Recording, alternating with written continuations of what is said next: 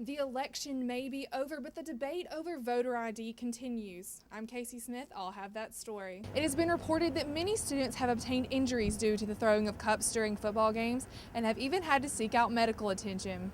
We all saw how it ended, and many of us witnessed angry voters. Big movie premiere in Starkville. Are people afraid after the tragedy in Aurora? On Friday, the third annual Chi Limelight was held in the Hump on MSU's campus. He maintains his innocence against the charges. At the 15-year anniversary gala for Live Strong, Armstrong said, quote, he had had a difficult couple of weeks. Despite the passing of a voter ID law last November, voters across Mississippi were not required to show any form of identification yesterday when they cast their vote. We have to have voter ID most anything we do today, and I don't see any problem with. I would guess most people have a driver's license, or someone doesn't have a some kind of identity with their picture on it.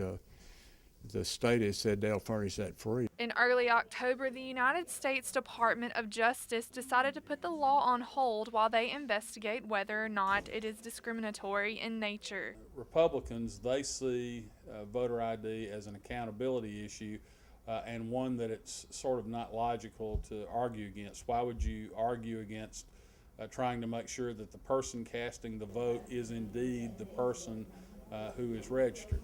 Democrats point to a long history of voter disenfranchisement in Mississippi, poll taxes, literacy tests, all of those type of civil rights atrocities that went on in Mississippi. Governor Phil Bryant made comments earlier this week encouraging everyone to voluntarily show their ID at polling stations. His comments have been accused by many as being confusing to voters. However, Salter disagrees.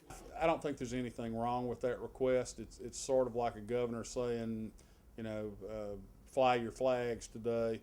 It doesn't have the force of law behind it, so the argument that it's an intimidation tactic is very weak. First-time voters who registered by mail were required to show identification when they voted.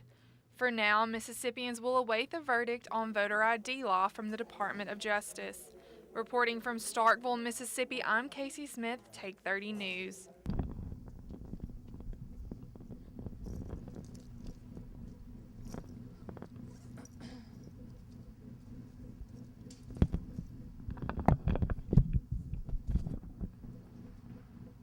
Students on Mississippi State University's campus are now saying, Subway, eat fresh. The popular Sub Sandwich franchise opened its doors again on MSU's campus to students yesterday. The line was out the door, and longtime fans and newcomers were excited to order their favorite sub for the first time on campus in several years.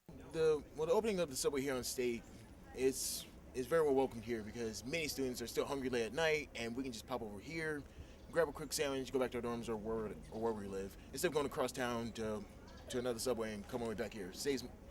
It really does save on gas money and everything, and we can get something quick and cheap. Located in between the State Fountain Bakery and the University Florist, students have just a short walk from their dorm or their commuter parking lot to the smell of toasted bread and freshly baked cookies. And I guess it's a good location for it. It's you can use your student IDs or your flex dollars and stuff like that. So I think it's a great thing for the university to bring Subway here. MSU Dining reached out directly to students before making a decision on what new restaurant would be added to campus. Every few years we survey the campus to develop our future plans moving forward. So our previous survey showed that there was a need for a sandwich type concept, and the survey also revealed that Subway was the most popular choice of students, of course, because it's affordable, it's quick, it's easy, and it tastes delicious. Subway is open 7 days a week, unlike many other food options on campus. Bryant said this was to accommodate the often hectic schedules of students. In the meantime, fans of the sub chain unite together with one phrase. Eat fresh! You don't have to ask Jared about these subs. Everyone agrees Subway is the place to be. Reporting from MSU's campus, I'm Casey Smith, Take 30 News. It was quite the Maroon Friday for many fans. Before the big game Saturday, MSU fans celebrated with a homecoming parade on University Drive. Several campus organizations designed a float for the parade, and awards were given for the most creative float design. The parade ended in the Junction on MSU's campus, where a pep rally was held to pump up the Bulldogs' spirit before the game on Saturday. The homecoming court was also introduced during the pep rally. Athletic Director Scott Strickland was on hand to say a few encouraging words, and former Bulldog football player and current Philadelphia Eagles player Fletcher Cox made an appearance. Fans, young and old, traveled from all over to take part in this weekend's homecoming festivities.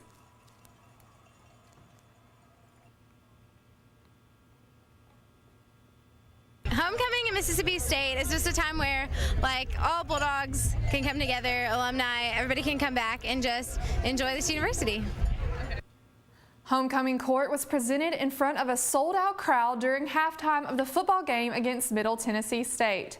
If you were already craving more fun and excitement, don't worry. Bulldog Bash Weekend, which features a free outdoor concert in the historic Cotton District, will be coming to Starkville soon.